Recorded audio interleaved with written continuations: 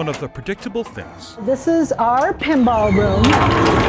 in the home of Kelly Sedan is that the pinball will eventually win. This is our when I'm having a bad day at work and I just need a few minutes and take a break. You get 5 minutes of forgetting about your stress. One of the predictable things in Kelly's life. There's my peanut. I'm just obsessed with his eyelashes. She'd be excited that her sister Beth gave birth to her nephew Christian in Vermont. These were right after he was born. To hold him, it just brought such joy to my heart, and I felt our family was complete. Then the unpredictable happened. I was working, and I get a text from Mom saying, Beth's going to the ER with Christian. What started out as a cough and suspected respiratory issue called RSV ended up being tests over a span of months and obvious problems with Christian lifting his head and developing motor skills. And she said, they're doing an MRI, and then we weren't sure why. The eventual diagnosis was a rare genetic disorder called HABC, a type of leukodystrophy so rare there's only 200 known cases worldwide. So it was, like hitting the lottery, but in a not so good way. And life for Kelly and her nephew. Those eyes and those eyelashes became hard to predict. There's nobody else going through what you're going through. How helpless of a feeling. We discovered it on an MRI when Sierra was about 4, a little over 4.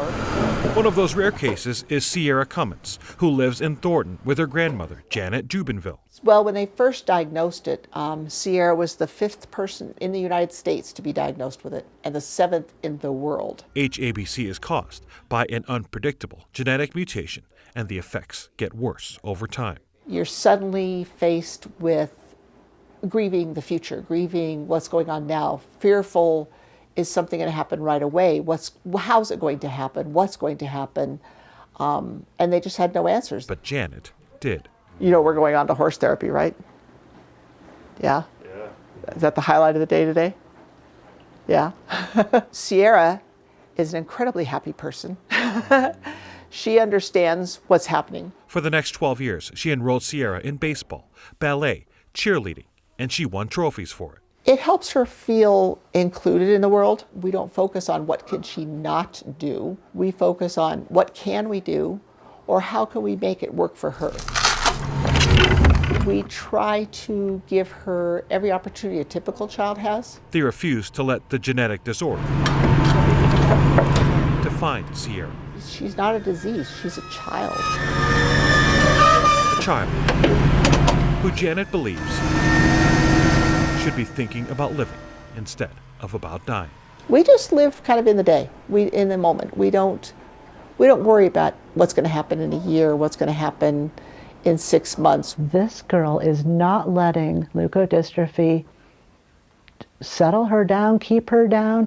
She is like, you know what? I am showing it who's boss. So while Sierra enjoys interacting with horses to the delight of her grandfather, Kevin Cummins. Oh, it makes me happy that she can be doing something that makes her happy. It just helps her out at home and for the whole week and everything. And if she really enjoys this. In the past 6 months, she's lost head control, and her speech has become a much bigger problem, and eating has been a problem. Oh, make you feel good, huh?